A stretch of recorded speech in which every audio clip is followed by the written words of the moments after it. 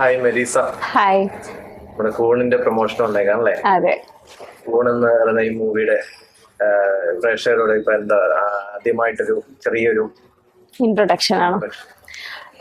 ഞാൻ ഇതിൻ്റെ അകത്ത് ജിയ എന്ന് പറയുന്ന ഒരു ക്യാരക്ടറാണ് ചെയ്യുന്നത്. ഇതിൻ്റെ അകത്ത് ലീഡ് ചെയ്യുന്ന സിതാര അപർണയുടെ ഒരു ബെസ്റ്റ് ഫ്രണ്ടാണ്. അവൾക്ക് വിഷമങ്ങളോ അവൾക്കൊരു ഡിപ്രഷനൊക്കെ ഉണ്ടാകുമ്പോഴത്തേക്ക് അവളെ പൊക്കി എടുത്തുകൊണ്ട് വരുന്ന ഒരു ക്യാരക്ടറായിട്ടാണ് ഞാൻ ഇതിൻ്റെ അകത്ത് വരുന്നത്. എന്നാൽ എൻ്റെ റിയൽ ലൈഫ് ക്യാരക്ടറായിട്ട് വലിയ ബന്ധമില്ല. ബിക്കോസ് ടോട്ടലി ഡിഫറെൻ്റ് ആയിട്ട് കുറച്ചും കൂടെ കുട്ടിത്വവും ഒരാളിൽ നിന്ന് ഇങ്ങനെ ചുഴിഞ്ഞ് കാര്യങ്ങളൊക്കെ എടുക്കുന്ന ടൈപ്പ് ഓഫ് ഒരു ക്യാരക്ടറാണ്. കൂടിനെ പറ്റി പറയുകയാണെങ്കിൽ ഇതൊരു സർവൈവൽ ത്രില്ലറാണ്. ഒരു ഫീമെയിലായ ഒരാള് കടന്നു പോണ കുറച്ച് കാര്യങ്ങൾ എല്ലാവർക്കും റിലേറ്റബിൾ ആണ്. ബട്ട് ഒരാളുടെ ഒരു സർവൈവൽ ആണ് ഇതിൻ്റെ അകത്ത് കൂടുതലും കാണിക്കുന്നത്. ഒത്തിരി സസ്പെൻസസ് ഉണ്ട്.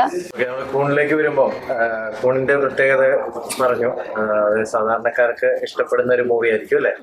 അപ്പൊ കൂണില് സ്വന്തം ക്യാരക്ടറിനെ പറ്റിയിട്ട് എന്താണ് പറയാനുള്ളത്? എന്റെ ക്യാരക്ടർ ജിയ എന്ന് പറയുന്ന ഒരു ക്യാരക്ടറാണ് ഞാൻ ചെയ്യുന്നത്. അത് എൻ്റെ ലൈഫായിട്ട് കുറച്ച് ഡിഫറെൻ്റ് ആണ്.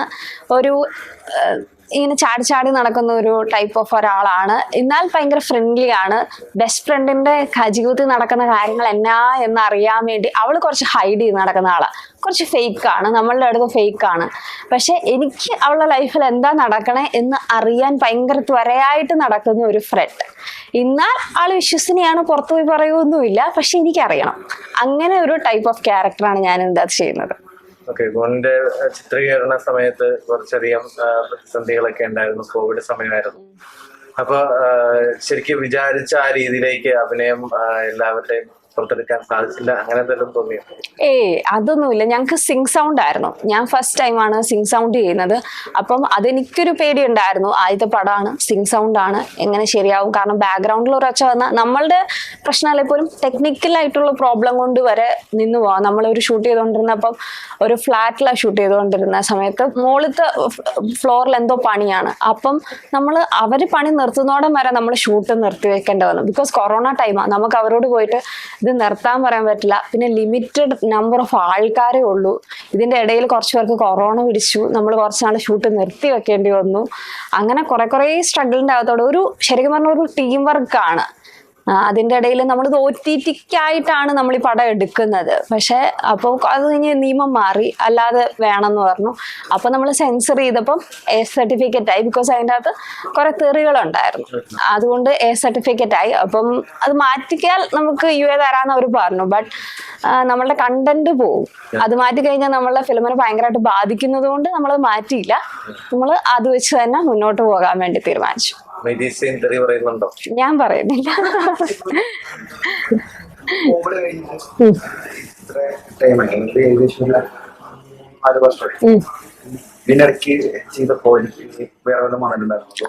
ഞാൻ ഇത് കഴിഞ്ഞ് ഞാൻ ചെയ്തത് നെയ്മറാണ്. നെയ്മറിൽ ഞാനൊരു ചെറിയൊരു ക്യാരക്ടറാണ്. സെക്കൻഡ് ഹാഫിൽ ഒരു ഡോഗ് ട്രെയിനർ ആയിട്ട് ചെയ്യുന്നത്. അത് ഇറങ്ങി. പിന്നെ ഗെറ്റ് സെറ്റ് ബേബി ഇപ്പൊ ചെയ്തു. അതിൻ്റെ അകത്ത് ഒരു ചെറിയ ക്യാരക്ടർ തന്നെയാണ്, ഒരു നേഴ്സിന്റെ ക്യാരക്ടറാണ്.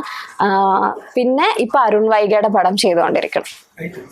സിനിമ ചെറുപ്പത്തിലേ തുടങ്ങി ഉള്ളതാണോ അതോ പിന്നീട്? ചെറുപ്പം തൊട്ടുണ്ടായിരുന്നു. പക്ഷെ ചെറുപ്പത്തിലൊന്നും അതിനു വേണ്ടി ആയിട്ട് ഇറങ്ങിയിട്ടോ അങ്ങനെയൊന്നും ചെയ്തിട്ടില്ല. ഡിഗ്രി ഒക്കെ കഴിഞ്ഞപ്പം ഇനി എന്താന്നുള്ളൊരു ക്വസ്റ്റ്യൻ ഉണ്ടല്ലോ. അപ്പം പുറത്തേക്കൊക്കെ പോകാൻ വേണ്ടിയുള്ള ഒരു പ്രഷറായിരുന്നു കൂടുതലും ഉണ്ടായിരുന്നത്. അപ്പം ഞാൻ വീട്ടിൽ പറഞ്ഞു എനിക്ക് ഇത് ഭയങ്കര ആഗ്രഹമാണ്, ഇതിൻ്റെ ഒരു പാഷനാണ്. അപ്പം വീട്ടുകാർ പറഞ്ഞു ഓക്കെ ട്രൈ ചെയ്തോ, പക്ഷെ ഒരു ടൈമുണ്ട്, അതും കഴിഞ്ഞ് ട്രൈ മാത്രം ചെയ്തുകൊണ്ടിരിക്കരുത്, ലൈഫുണ്ട് എന്ന് പറഞ്ഞു. ഒരു ടൈം പീരീഡ് തന്നു. ആ ടൈം പീരീഡിനുള്ളിൽ സക്സസ് ആവണം എന്നുള്ള ഒരു സാധനം പറഞ്ഞു. പക്ഷെ ഞാൻ അവരെ പറഞ്ഞ് ഇതാണ് സിനിമയിൽ നമ്മൾ കുറേ ട്രൈ ചെയ്യും, നമുക്ക് ചെയ്യണം അങ്ങനെയൊക്കെ പറഞ്ഞ് അതിൻ്റെതായ കുറച്ച് സ്ട്രഗിൾസ് ഉണ്ടായിരുന്നു. എന്നാലും ഭയങ്കര സപ്പോർട്ടീവ് ആയിരുന്നു വീട്ടിൽ നിന്ന്. ബിക്കോസ് അവർ ഇപ്പം അമ്മയാണേലും അപ്പയാണേലും എല്ലാം ഓരോ ഫിലിം എന്താ എന്നൊക്കെ കൃത്യമായിട്ട് ചോദിച്ചിട്ട് എന്നെ കൊണ്ട് വിടുവോ, എൻ്റെ കൂടെ നിൽക്കുമോ, അങ്ങനെ എല്ലാ കാര്യങ്ങളും എൻ്റെ കൂടെ ഉണ്ടായിരുന്നു. വീട്ടിൽ നിന്നൊക്കെ നല്ല സപ്പോർട്ടാണ്. പക്ഷെ നമ്മൾ അവിടെ എത്തുന്നോടം വരെയുള്ള ഒരു പ്രശ്നം. സിനിമാ മേഖലയിൽ എത്തുന്നതിന് മുമ്പ് ഒരു സാധാരണ വ്യക്തി എന്നുള്ള നിലയിലുള്ള ഒരു കാഴ്ചപ്പാട് ഇപ്പൊ സിനിമാ മേഖല അകത്ത് നിൽക്കുമ്പോൾ ഉള്ള കാഴ്ചപ്പാട് തമ്മിൽ എന്തെങ്കിലും വ്യത്യാസം ഉണ്ടോ? സിനിമയുടെ പുറത്ത് നിൽക്കുമ്പോൾ സിനിമയിലേക്ക് ആദ്യം വരുമ്പോൾ ഒരു പേടി ഉണ്ടായിരുന്നു. സിനിമ എന്താണ്, ഇതൊരു വലിയ ലോകമാണ് എന്നുള്ളൊരു പേടിയുണ്ട്.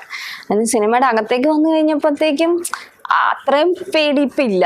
ബിക്കോസ് എല്ലാവരും മനുഷ്യരൊക്കെ തന്നെയാണ് എന്നുള്ളൊരു സാധനം നമുക്ക് കൂടുതൽ വന്നു.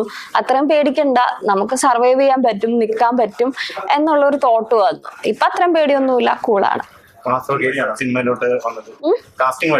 ഓഡീഷൻ ഉണ്ടായിരുന്നു. ഓഡീഷൻ കഴിഞ്ഞിട്ട് വർക്ക്ഷോപ്പ് ഉണ്ടായിരുന്നു ഈ ഒരു ക്യാരക്ടറിന് വേണ്ടിയിട്ട് ഒരു 2-3 ദിവസം. അത് കഴിഞ്ഞാണ് ഇതിലേക്ക് വന്നത്.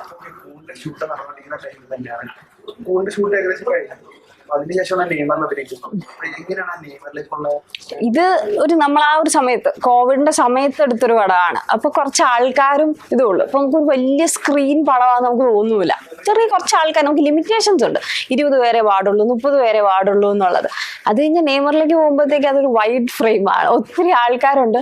നമ്മൾ ശരിക്കും ഈ ലോകത്തുനിന്ന് വേറൊരു ലോകത്തിലേക്ക് സിനിമ കണ്ട ഒരു എഫക്റ്റ് ആയിരുന്നു ആക്ച്വലി അവിടെ ചെന്നാൽ. അത് വേറൊരു എക്സ്പീരിയൻസ് ആയിരുന്നു. നസ്ലിൻ, മാത്യു അവരൊക്കെ ആയിരുന്നല്ലോ. അപ്പോഴത്തേക്കും അതും ഇതും തമ്മിൽ ഭയങ്കര ഡിഫറൻസ് ഉണ്ട്. അത് എനിക്ക് ഭയങ്കര ചേഞ്ച് ആയിരുന്നു. ആദ്യം അക്സെപ്റ്റ് ചെയ്യാൻ പറ്റാതെ ഞാൻ ഇതായിരുന്നല്ലേ, അപ്പൊ അതല്ലായിരുന്നല്ലേ എന്നുള്ള ഒരു ഇതുണ്ടായിരുന്നു.